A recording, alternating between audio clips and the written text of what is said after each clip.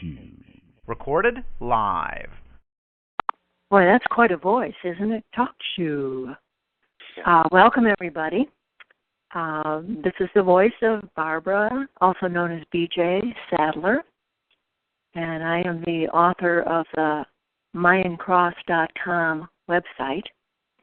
And with me today is, co-hosting with me is Common Passion's Joseph Giove, whom many of you know. I was fortunate to cross paths with him on one of the sacred journeys that Don Alejandro and Grandmother Elizabeth did in, I think it was 2007, that we were running through the jungles there in Guatemala.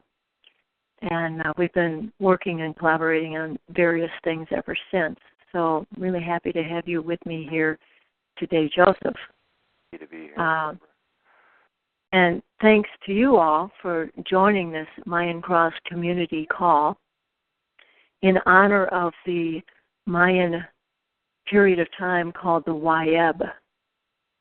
And today is, let's see, it's, what is it, February 18th, Gregorian time. And today on the Mayan calendar, it's 11 storm, or I translate it as rainstorm on my website. That's the language I use. And to the Maya, the word is kawak.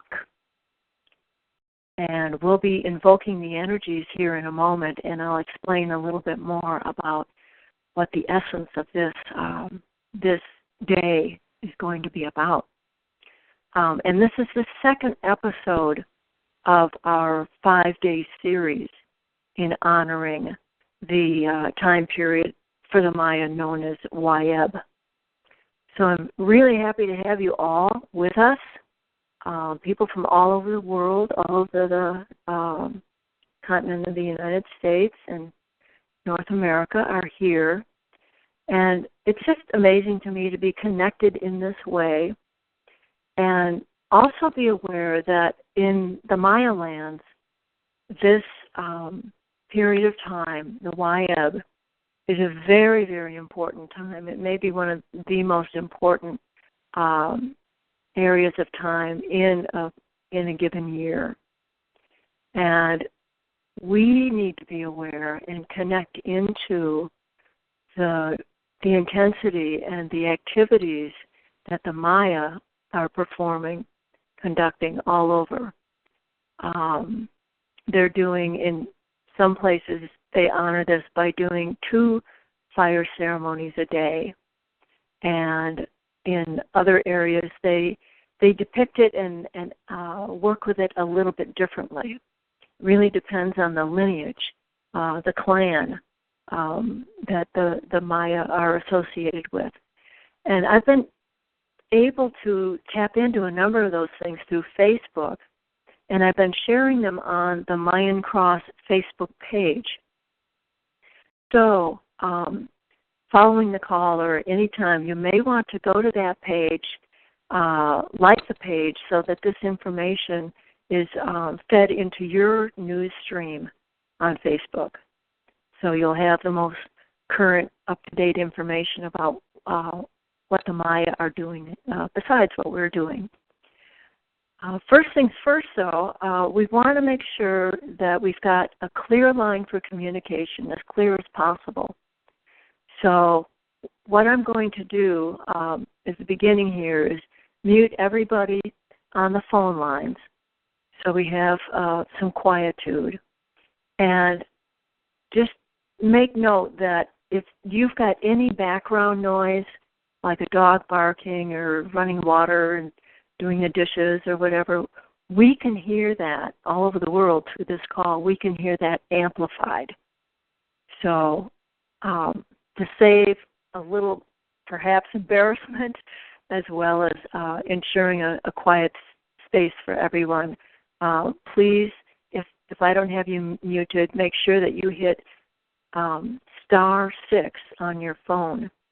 And then if you want to speak, at a period of time where we've got an open floor, then press *6 again, and that will unmute you. So I hope you've all now had a chance to play with the Mayan Cross website, mayancross.com, which is one of the bases for the work that we're doing this week.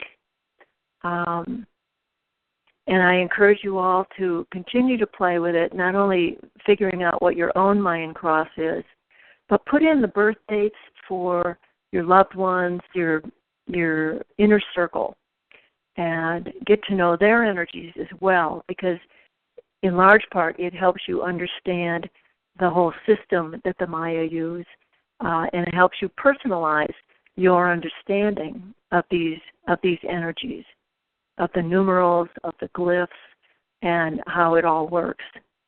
So, and there's lots of other information on the other pages. And if you ever need clarification, there's also a glossary under the About section. There's a glossary that's full-blown, very extensive. If any of the nomenclature is confusing you, then by all means you can go there as well. So let's just take a moment and begin to set our sacred space. And we've asked, it's not required, but we've asked that everybody have a candle lit by their side. And I go to my altar, and I have actually 4 candles, one for each of the 4 directions, or the, as the Maya would say, the first 4 grandparents. And that's the first thing we'll do to invoke the sacred space, invoke their presence in this space today. And with this, their love and attention and guidance will envelop everything that we do here, not only this in this moment, in this present moment, but it also is transmitted when people listen to this call afterwards. We've had several comments from people that say they can still feel it even though they're listening to the call later. So the Maya always start in the east, where the sun rises, where the color is red, and we'll ask the energy of the east to be with us here today. And then from the east, we call in the west, where the color is purple or blue or black. So this is where the sun sets. This is where the sun goes into the underworld at the end of the day and makes its journey through the night, throughout the underworld, where things are dark, where things are unforeseen, the scary place. So we ask the energies and the grandparents from the west to be with us today as well. And then from there we go to the north, where the color is white, where the energy is the wind that comes from the north and blows and gives us that sense of survival, of connectedness, of that evermost need for staying warm and staying secure. And from the north, we call in the energy of the south, where the color is yellow, where the element is water, which is that energy that as embryos and as fetuses, we're swimming in that water, as well as 85% of our bodies made up of that water. And we ask that we always have enough water to sustain and thrive within life. So thank you, grandparents, for helping us hold this space today for the greatest growth, the highest good, for all the individuals on this call, so that we may share that in the world with the intention of making this, our dear Mother Earth, our planet, a better place.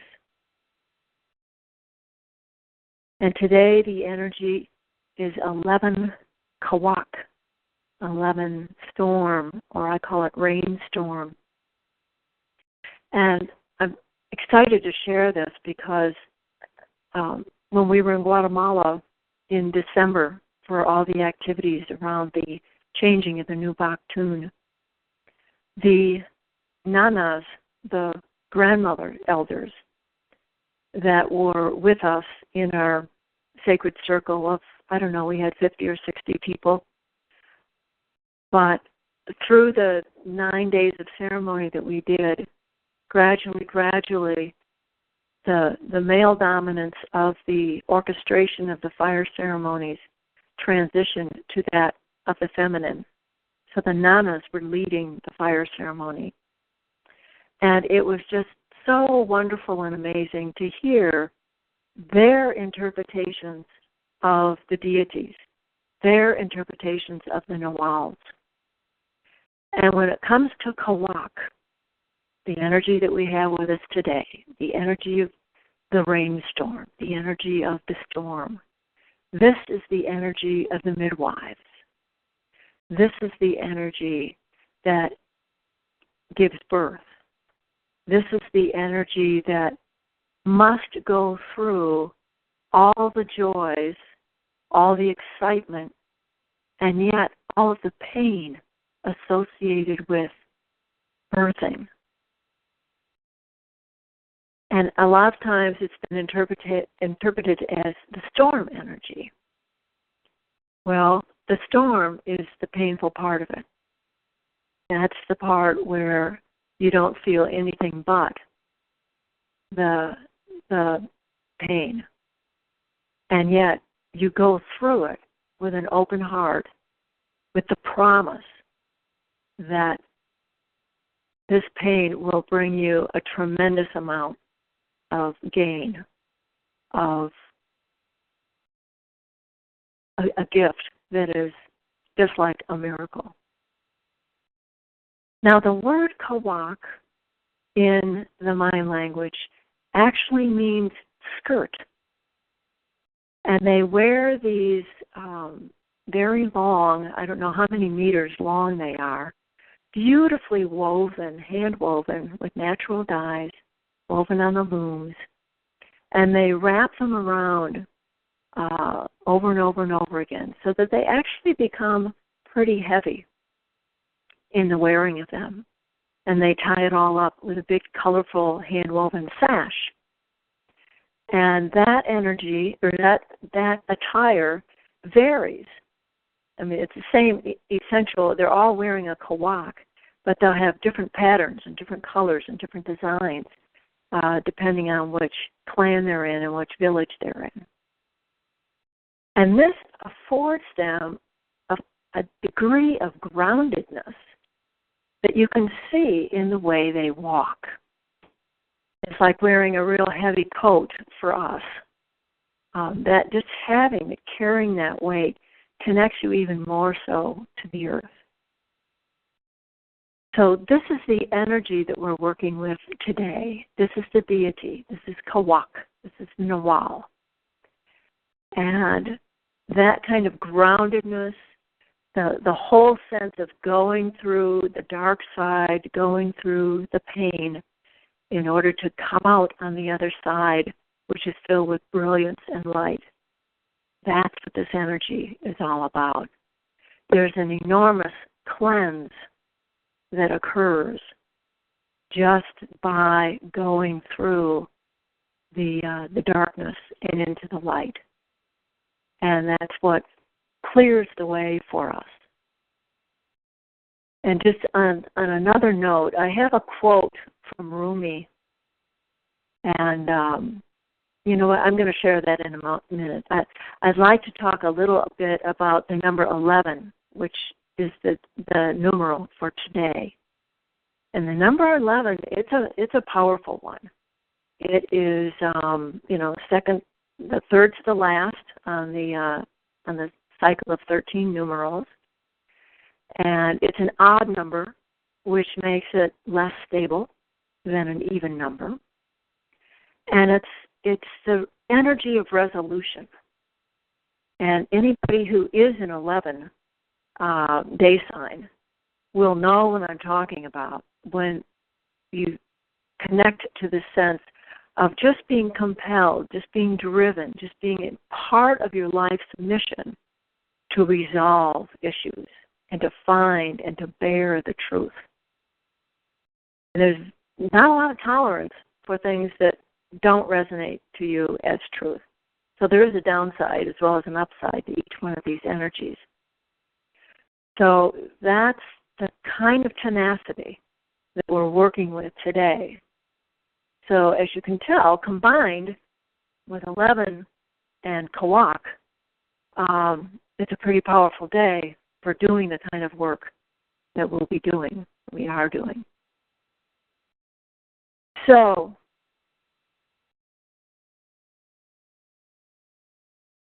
let's take a look at the kind of work that we are doing. We had a chance to look at our life for the past year. Joseph, are you there?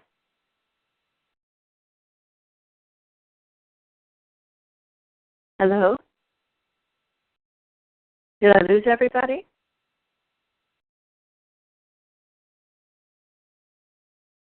No, I could hear you. You can hear. I have a note from TalkShoe that the connection to the server was lost. I could hear you.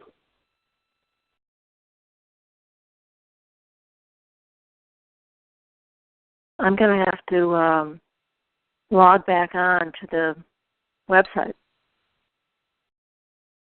Okay. So should I end the call and then restart it then? If that's the best thing to do.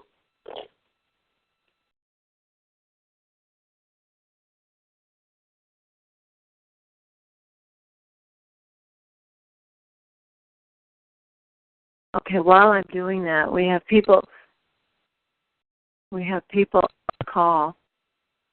So I'm going to unmute everybody who's on the voice side of things here. Oh, I can't do that. I can't do anything. Can you folks unmute yourselves?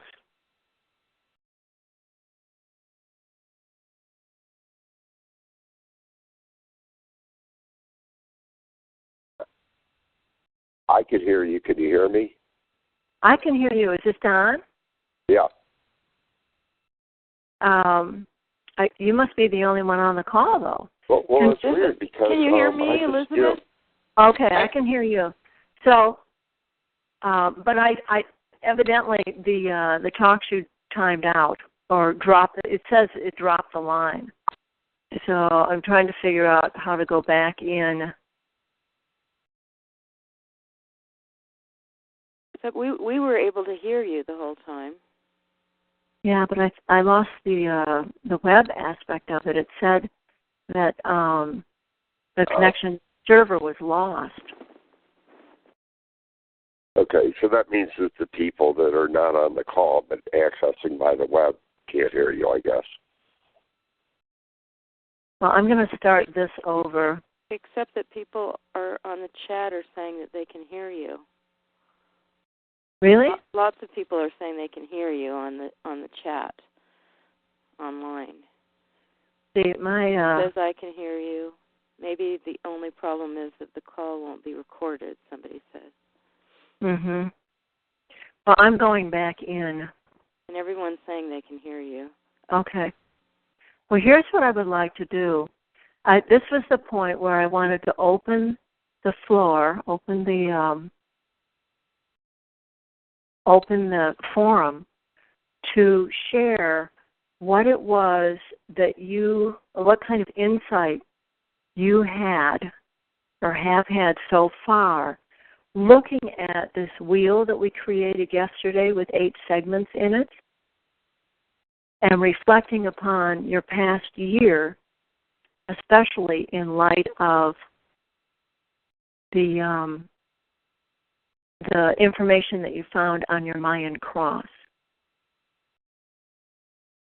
So again, I'd just like to take a few minutes for anybody who wishes to speak about their experience looking at the past year and comparing it to what they glean this time looking at their Mayan cross. And then we're all going to be asking or answering some questions here in our own minds. So the questions are, how balanced does your wheel look? Are all those segments, all 8 segments, pretty well evened out, or do you have some holes? And then the next question is, do you feel like your year was well-rounded?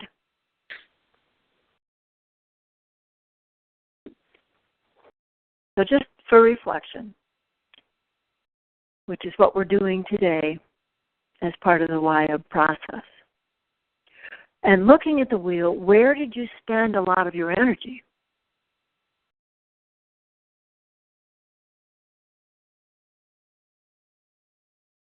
And the other side of that question is, where did you receive your energy? Guest 22 says, in reality, could they really be balanced? And I would submit, and some of you may differ with me, but I would submit that they could be, absolutely.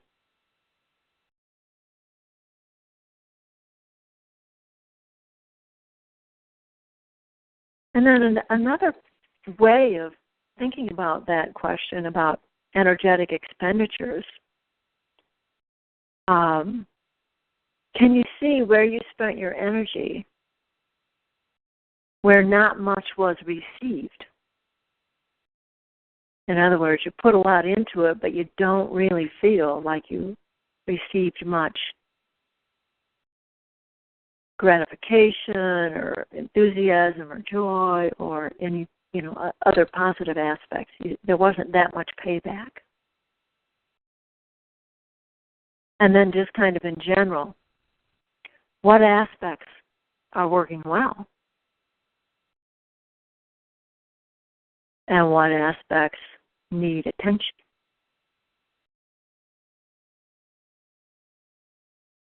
So guest 34 is saying, I had a very eventful year, felt like a roller coaster.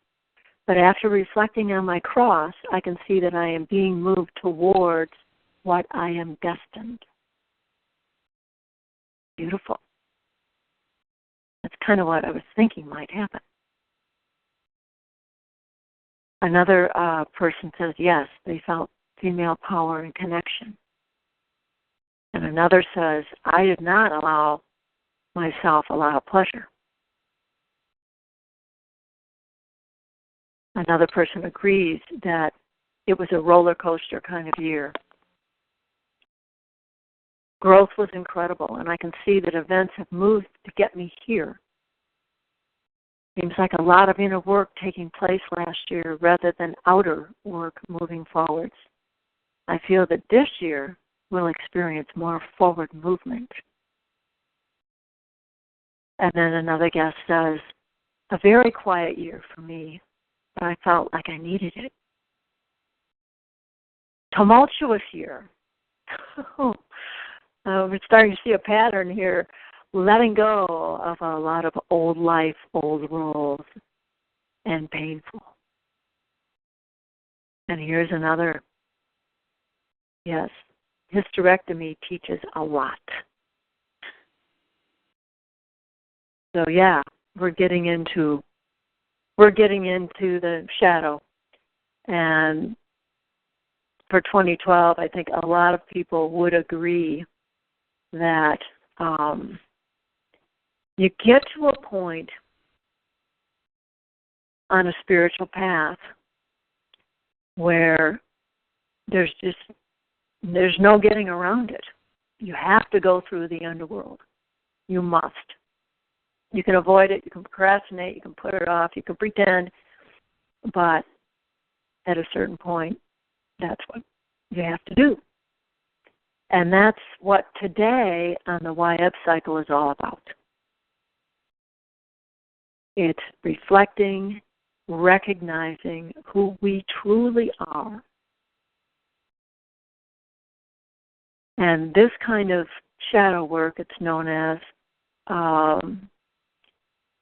it's just an essential part to what we have to do because we know that we said yes to a spiritual path.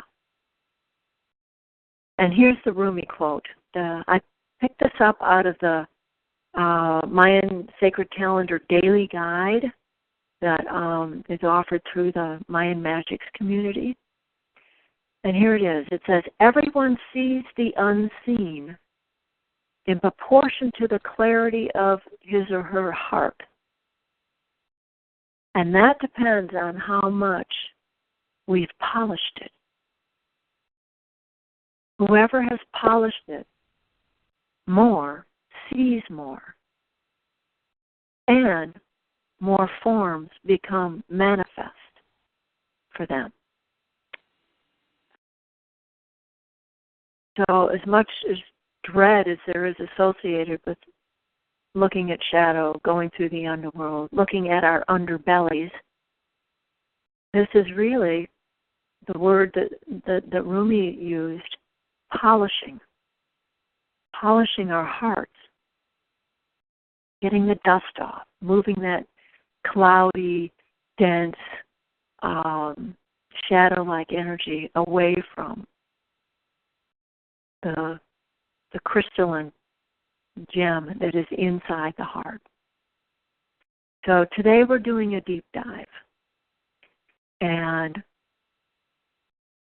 we've got the Mayan cross to help us with that. Now, if you've never done a lot of shadow work, if you haven't really, stepped into that role for yourself, you will find on the Mayan cross, as soon as you go to your day sign and you click on the glyph itself, there's some hints there because I've described what the highest expression of this energy is and also what the lowest expressions are. And we all carry all of that. I mean, this is energy and it's changeable and it's mutable. And some days we'll be at our lowest expression. Other days we'll be at our higher expressions. But the days that we're on our lower expressions, and when we have opportunities like what we're doing here in the Wayeb process, is to really get to know those aspects of ourselves that are causing the blockages for our higher expression. And if you look now at the wheel that we created, and if you've got some empty spaces, or you've got some things in there that were less than what you had hoped for or imagined, it did not manifest, let's just take a moment now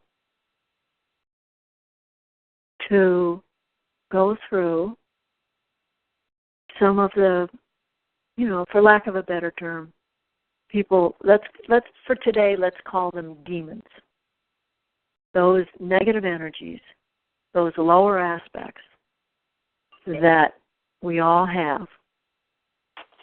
And they come from a variety of places, but we're really not going to be too concerned with where they come from. So one of the guests that chatted in said, I've been working with getting my son out of addiction mode. So let's start there by asking ourselves, what are we addicted to?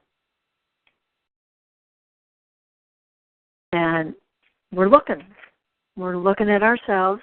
We're in the privacy of our own, boudoir here. And let's just take a look. And the most common ones, food, drugs, sex, But what about things like being addicted to gossip?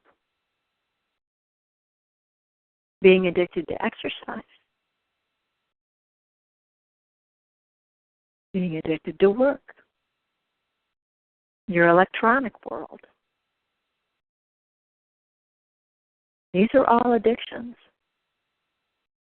And I'm just putting them out there kind of as keywords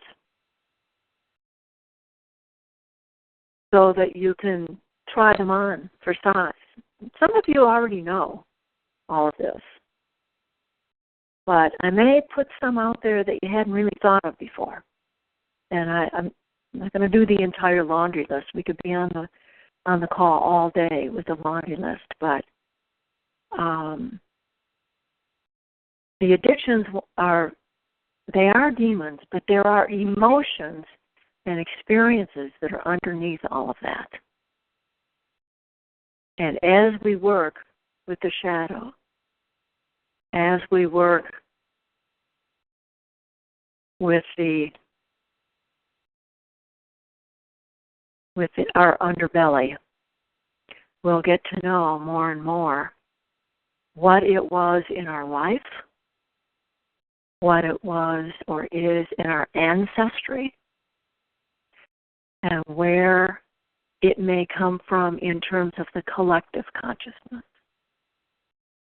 But the first thing we need to do is own it ourselves.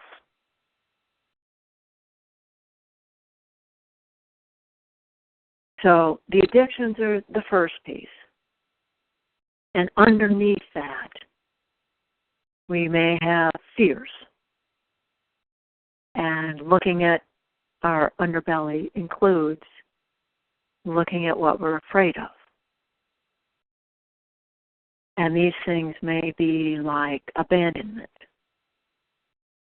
or the opposite of that, of being trapped, feeling like we're trapped. Fear of socializing. And the other side of that is fear of loneliness. There's panic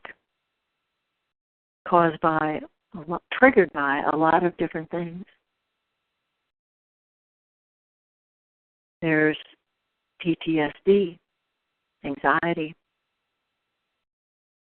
And we can see these things we call them outer demons. We can see them in our behaviors in the outer world.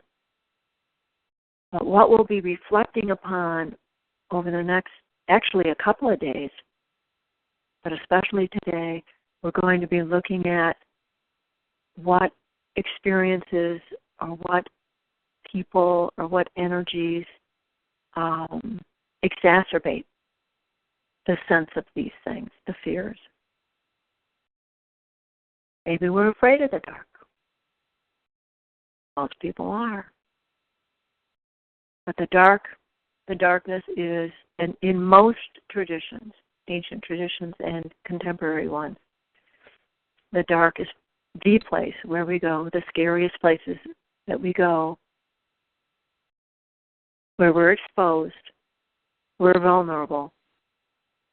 But these are the parts of ourselves that need to be owned by us. One of our guests says, my suffering this year has connected me deeper to my spirit than ever before. And my mom used to say that those that have suffered the most have this energy that is the most soulful. They know the territory of the soul. And that's where we need to go. And this is the route for getting there. And as we go deeper,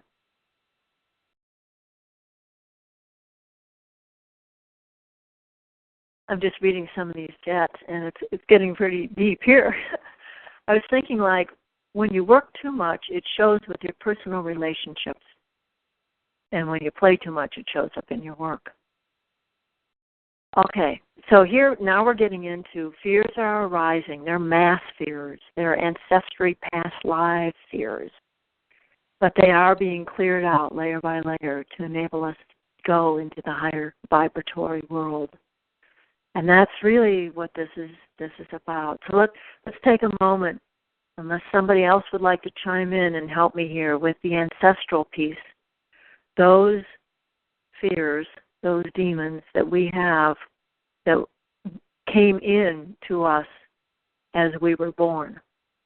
They were bred into us as infants, children, and young adults. And a really cool place to go to help discern what these may be for you, on your Mayan cross, the energy that's at the very top, the energy that we call the conception energy. If you click on that one and go into the description, you'll get some keywords, some help in terms of what kind of a karmic load you have.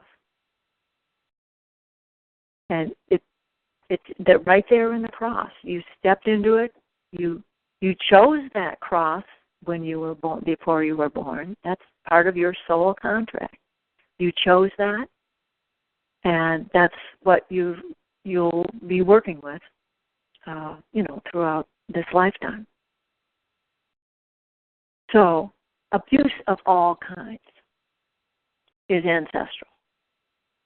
Whether it's child abuse, emotional abuse, physical, sexual, intimidation, psychological, harassment, rape, all of those kinds of abuse have been handed down generation by generation by generation. And in the film Shift of the Ages, remember Chief Phil talking about the ancestral wound. These are the ones, I think some people online are agreeing with me, that these are the ones that have really been coming up for examination over the last year and continuing into this year. Absolutely. And it's all being exposed. And all that we can personally do about it is work it on ourselves. So it feels like a transistor for my ancestry line. It's in the DNA. Yes, it is. And some of the guests are troubleshooting here. I feel a fear of financial insecurity. And another guest says, well, that's probably a fear of lack. The fear of lack, the fear of underachievement, the fear that I'm not good enough. And the behaviors that creates, things like overachievement, workaholism, thrill-seeking, the demons of elation, really questing after the highs and the lows, and choosing that. These are the ones that have been handed down, and it does not abdicate us of responsibility for clearing them. In fact, if we don't make these conscious, we will pass them on to our children, in the workplace, in society, and in the world. Guest 7 says, yes, my ancestors are showing up to help me move through it, to shift to a higher vibration. And your ancestors, your Nawales, as the Maya would say, each one of the deities in your Mayan cross. On the Mayan cross page, it shows, on your results page, it shows down on the bottom the total number of spirit guides that you have in your court working with you. And I think you can have at least 20 or 30 of them. So you've got a whole team of spiritual beings out there just waiting for you to pay attention to them, to ask for their help, just like we invoke the energies of the day, we invoke the energies of the four directions. They're here to hold that space for us, to give us the insight, to help us heal. Here's a guest 13, I've been praying for ancestors going back 20 generations and going forward 20 generations that I can help heal. But here's what I would like to submit for our work over the next day or two. As important as it is for our ancestors and our spirit guides to help us in the path, on this path, it's also essential that we as individuals take responsibility for self-realization, knowing our demons, and at a certain point, it doesn't really matter where they came from because they're in us. So how do we work with them? In meditation, how do we work with them? We sit with them. We feel them.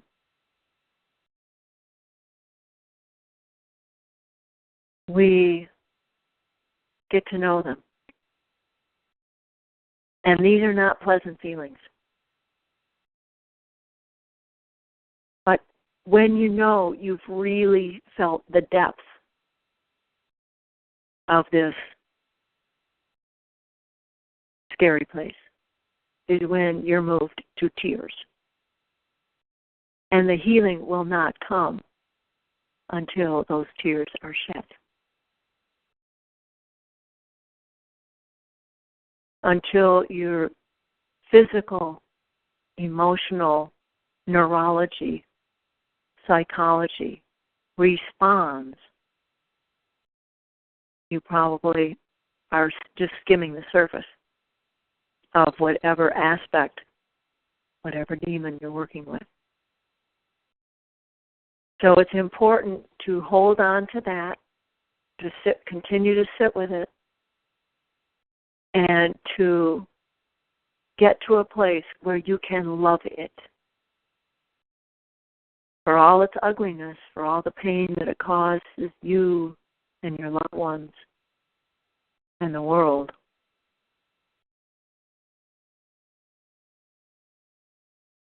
It's important that you find compassion for it. And only, and many traditions teach this, the Vedics call it the process of vichara. The Tibetan Buddhists are all over calling it the process of chod, where you hold this energy to the point where the love itself transmutes it. And you've got your spirit guides, your ancestors, your own heart helping in that process. So you end up loving your demon, and it becomes your ally. It becomes a beautiful part of you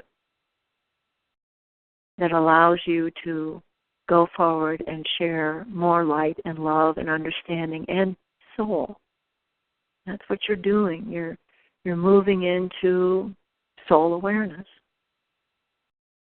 And if the Mayan cross is anything, if Mayan cosmology is anything, it is a soul-based system.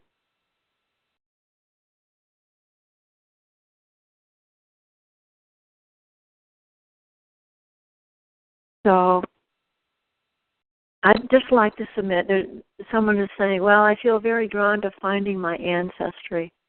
And what's cool about using the Mayan cross is that if you have the birth dates for the people that are in your family trees, you can see what energies they carried as well. But for this purpose in Wayeb, I would like to submit that we really focus for the next day or two on uncovering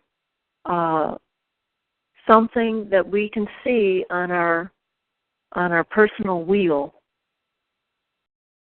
is preventing us from our fullest expression. And developing a love for whatever it is that we're sensing is holding us back. So this is deep work. There may be some forgiveness pieces involved with this too, but we'll worry about those tomorrow. Now it's really about looking at ourselves in the mirror of Dihash of yesterday, and using the Kawak energy today to go in to those parts of us that need help. There's another nice quote. It came from this book. I picked it up from this book called Feeding Your Demons.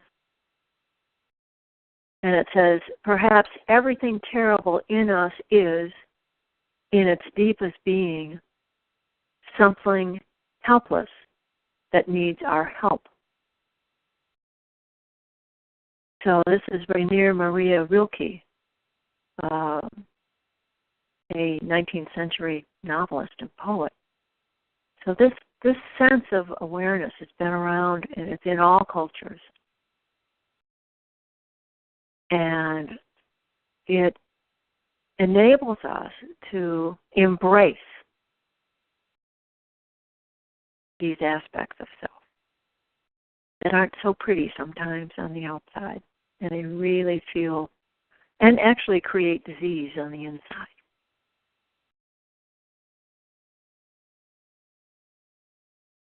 So that's what we'll be doing. That's the energy of today. And we'll move into a different mode tomorrow and the next days. But I would like to receive some feedback, maybe from the callers. I'm going to unmute you. You've been pretty quiet. The chat community is really active. Once we release this stuff, very positive time. But you're right, guess for the positive time is not going to come until we're through all of this.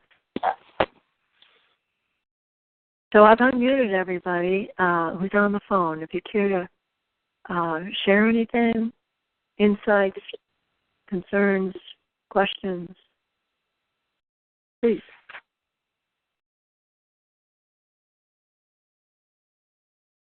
Barbara, can you hear me? I can. I think that's Joseph. Yes. Uh-huh. I've been on all along, so I've been hearing. Uh-huh. You just couldn't hear me. Yeah, I love the idea of this ancestral healing, and what Chief Phil brought in was that this ancestral healing, it mainly showed in the film as related to the indigenous, this deep ancestral wound, but I think as is obvious by everyone's comments here, it's also an ancestral wound we all carry. We all have ancestral wound. In the short term, it can be abuse or addiction, and in my work with people, I clearly see that people heal that for the ancestral line by healing it themselves, and it's really good to have a framework like you're offering through the Mayan cross and this Wayeb especially, for each of us to be able to take this time and look at these aspects of our lives so deliberately. It's really a powerful thing to do. Really appreciate you doing this for us. Well, I'm working the process along with everybody. That's why I'm glad that we can record the calls, because after we did the call yesterday, I sat down and did my wheel, and oh my gosh, it was a lot more off balance than I thought it was. And just working with the underbelly, and there are a lot. These things come to you like when you're in the shower. when you're on your yoga mat or taking a walk, or, the insights come at the oddest times. But I've been working with perfectionism. And, I'm an elder. I'm in my, I'm fulfilling my destiny, right? And this is one that I just hadn't pieced together until recently. And, it kind of shocked me at first. And then I start really working with it. It's taking days. It takes a while to see all the places that it has shown up in your life and how it affects, my children and the life that I've lived all these years. And, it's an addiction. It's a demon. And so I've chosen one. I haven't chosen a whole bunch of them to work this Wayeb, but it feels like this one has a lot of effect on all aspects in my life wheel. So the next couple of days, I'll be in meditation a lot more than normal and be working with embodying that, really feeling where it is being held in my body. And once you've got that identified, then you can really start working with it energetically and just do the clearing. And the only way you're going to do the clearing is to hold on to it and really look at it. I mean, somebody was saying, that they have a hard time crying. And somebody else saying, yeah, it's a hard time to get them to budge. But this is the beauty of working with Wayeb, of working with the ancestors, of working with our spirit guides. Because we can ask their assistance to help us in the process, to help us in our own healing. And we're working with each other. We're all, we have a lot of people in this healing circle now, this virtual healing circle. So at a certain point, you just have to trust, let it go. If you have a hard time crying, at a certain point, typically for me, the crying comes when it's not personal anymore, when I know that I've connected to the collective piece, the ancestral or the collective piece. And then it just overwhelms and creates the flood of tears. But I submit that that's when the healing really, that's when that energy starts to loosen up. What may have started as kind of this, tar-like, greasy sludge energy may end up, and it will. If we set the intention, it will end up as this beautiful burst of white light.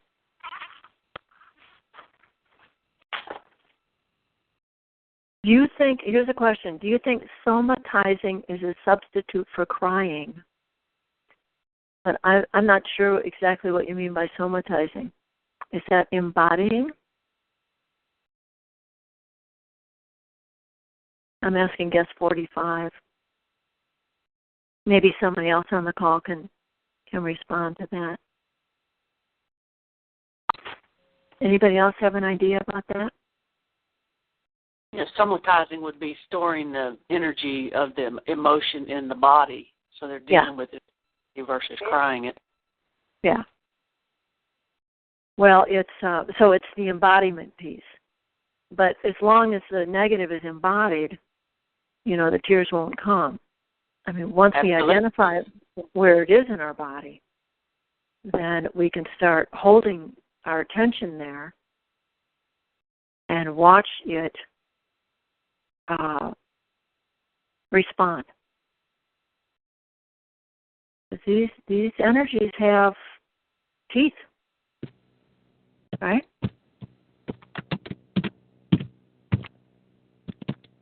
Yes, they are not emotional tears, but cleansing tears.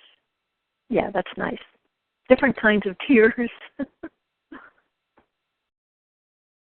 Okay, so we've just got a few more minutes. Let me summarize. Over the next 24 hours or so, 23 hours, we're going to be looking at the wheel, those areas in our lives that need some help, and then set an intention, collective intention, personal intention. If you're not getting any insight in terms of what you really want to be working on, then ask the guides, ask for assistance. Something will come. Don't try to, handle 99 different demons. Just pick one and reflect. Work with it to the point where you can own it. Owning it, seeing where it shows up, who it's affected, how it's affected them, including yourself. You may see where it came from, which side of the family, which relatives, which ancestors, where it's still being played out. You may move that into the collective. But just stay with it. Just play with it, stay with it, work with it in consciousness. That's the main thing. Remember, if we don't make it conscious, then it will remain with us. Yeah, here's a good one. Guess 34 and 37. My son is one of my greatest teachers. Well, you can always ask your kids what you should be working on. Or your intimate partner, because they are our mirrors. They are the ones that see all our vulnerabilities. And without them, we may not have much sense of that. Look to your Mayan cross. On the Mayan cross, the right hand, which is actually on the left side of your screen, that's your gift basket. But the left hand is the area of the energies that surround your challenges. So reflect upon the gifts and the challenges in your Mayan cross as well.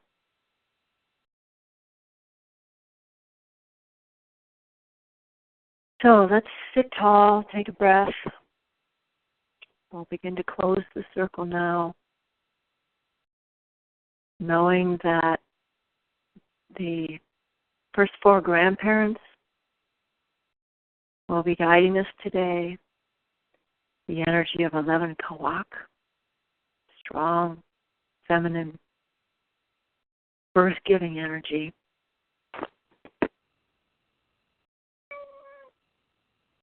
Those around the sacred fire in Guatemala are with us and fueling that fire for our transformation. And then those of us in this circle, the one this morning and the one that will meet up with us later in the day. So let's hold each other in our hearts, hold our intentions for the greatest growth,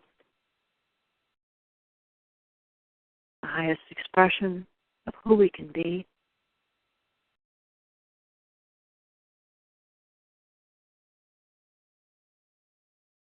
Matiosh, thank you everybody.